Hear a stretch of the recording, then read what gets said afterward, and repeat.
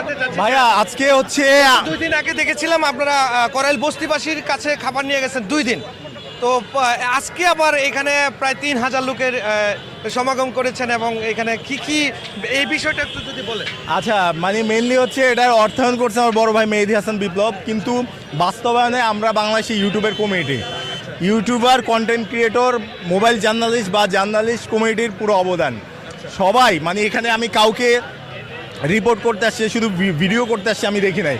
প্রত্যেকটা মানুষের নিজের মতো করে নিজের মনে করে এই কাজটা করছে।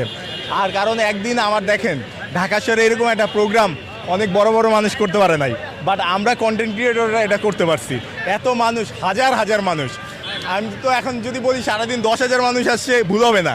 আর অলরেডি খাবার আমাদের অনেক আসছে, অনেক শেষ। আমরা চেষ্টা করব দেখি পরে কি করা যায়। যদি একেবারে কিছু না পারি, শুক্রবারের দিন কোনো অ্যারেঞ্জ যদি না করতে পারি, ইনশাল্লাহ পরবর্তীতে আরও বড় কিছু আয়োজন করব। এই যে মেহেদী হাসান বিপ্লব মানে ওই করাইল বস্তিবাসীর কাছেও 2 দিন খাবার দিয়েছে, আবার এখানে প্রায় 2 লক্ষ টাকা মানে দিয়েছে। এই যে একটা অবদান, এই অবদানটার বিষয়ে আসলে আপনি মানুষের উদ্দেশ্যে কি বলতে চান? উনি আসলে এরকম অনেক দেয়, ওনার ইনকামের 80% টাকাই উনি দান করে, কিন্তু কখনো প্রচার করে না।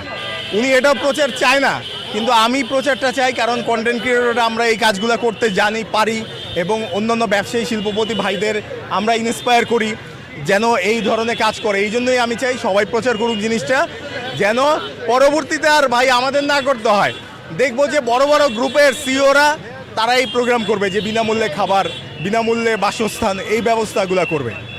এই যে মিজানের হাতে পাক করিয়ে মেহেদী হাসান বিপ্লব মানুষকে খাওয়াচ্ছে, আসলে এটা একটু ব্যতিক্রম মনে হচ্ছে না? ভাই আমি তো প্রথমে একটা গরু রাস্তার পথশিশু বা মানসিক রোগীকে খাওয়ানোর প্ল্যান করেছিলাম, আমি করেছিলাম, কিন্তু আর্থিক যখন বড় করতে যাব দেখলাম যে আমার আর্থিক একটু সমস্যা হয়ে যায়, অনেক বড় বাজেট হয়ে যায়, তখন আমি বিপ্লব ভাইকে এখানে জড়িয়েছি। তো পরে আমি করতে গিয়ে বুঝলাম যে গরু কেনা, রান্না করা, এগুলো ভাই আমার জীবনে এক্সপিরিয়েন্স নাই, আমি পারবো না। পরে মিজান ভাইকে তো আগেই চিনি, উনি খুব ভালো মানুষ, চোখ বন্ধ করে বিশ্বাস করা যায়। আর আমিও তখন ফোনে স্ক্রল করে একটা ভিডিও দেখি, আরে মিজান ভাই ওনার কাছে তো করা যায়। পরে বললাম ভাই, প্রথমে পরামর্শ চাইলাম যে ভাই একটু পরামর্শ দেন, এরকম একটা আয়োজন করতে চাই, কি অবস্থা, কেমন হয়। পরে মিজান ভাই বুদ্ধি দিল, পরে ভাবলাম যে উনি ভালো করতে পারবে, ভাই আপনিই করেন।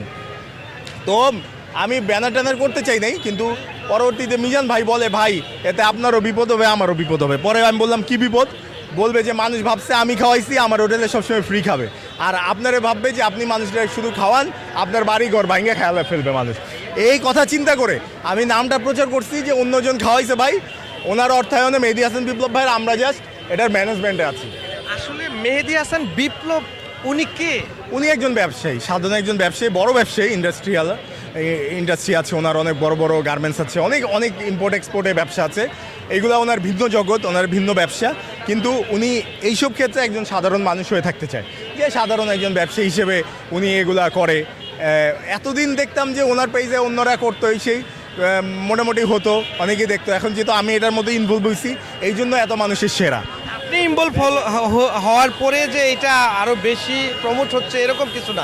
আপনি তো এমনিতেই সবাই সমগ্র বাংলাদেশে না, কলকাতা পর্যন্ত আপনাকে যে এমনি সবার কাছে জনপ্রিয় একজন লোক, কিন্তু মেহেদী হাসান বিপ্লব ভাইয়ের কাছে ওনার সাথে ইনভলভ হলে কি কারণে? ভাইয়া ওই যে বললাম তো যে কন্টেন্ট ক্রিয়েশনের যে ইনকাম, এগুলা দিয়ে তো ভাই আমি 10,000 মানুষকে দোকান করে দিতে পারবো না।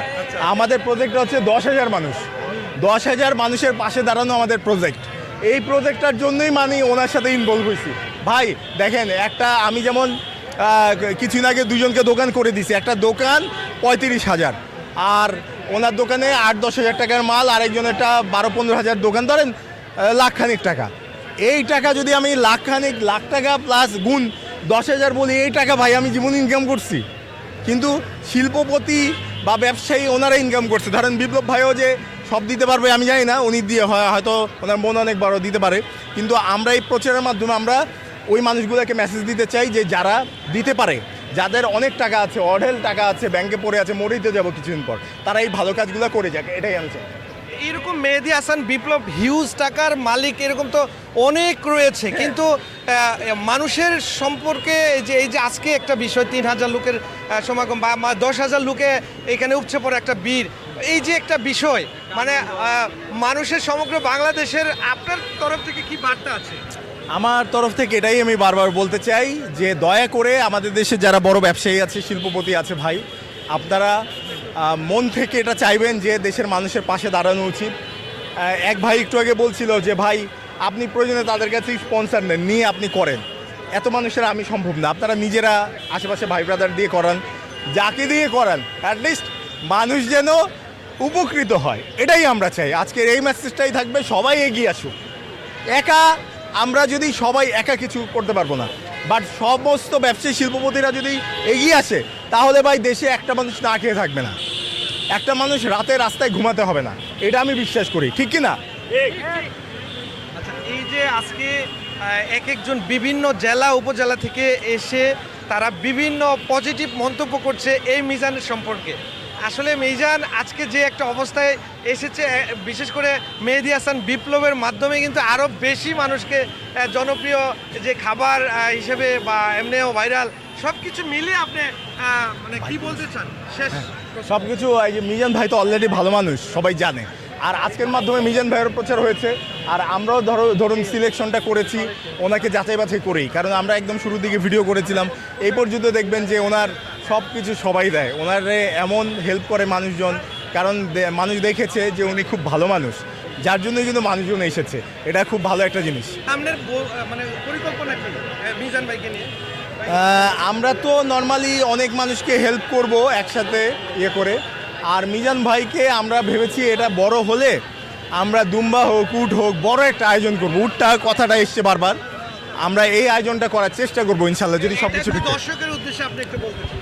আচ্ছা দর্শক, প্রিয় দর্শক, ফিউচারে এই প্রোগ্রামটা যেহেতু আপনারা এত রেসপন্স করেছেন, অনেকে হয়তো আজকে হতাশ হয়ে বাড়ি ফিরতে পারে, কারণ আজকে আমাদের বাজেট ছিল হয়তো 15 থেকে 2000, কিন্তু সকালেই আমার মনে হয় 2000-এর বেশি মানুষ খেয়ে গেছে। এখন উনি কীভাবে খাওয়াচ্ছে আল্লাহই জানে। যাই হোক, পরবর্তীতে যারা বাদ পড়েছেন তাদের জন্য ইনশাল্লাহ বড় একটা আয়োজন করব, এটা হতে পারে উট পর্যন্ত। তবে আজকে ফ্রাইডে তো সব কিছু বন্ধ, রাস্তায়, এটা একটা পজিটিভ দিক। এই জন্য আমরা ওয়ার্কিং ডেতে করি নাই, কারণ ফ্রাইডেতে একটা রাস্তার ব্যাপার আছে। আজকে এটা কিন্তু এই যে আমাদের কিন্তু মিনিমাম 50 জন টিম কাজ করতেছে রাস্তা ম্যানেজমেন্ট করার জন্য, আর সিকিউরিটির জন্য এখানে 100 জন আছেই সিভিলে, তারা দেখছে কেউ অপ্রীতিকর কিছু করতে চায় কিনা, এগুলো সব আমরা ম্যানেজমেন্ট করছি। এবং ডিএমপি আমাদের খুব হেল্প করছে, ট্রাফিক ডিপার্টমেন্ট আমাদের খুব হেল্প করছে।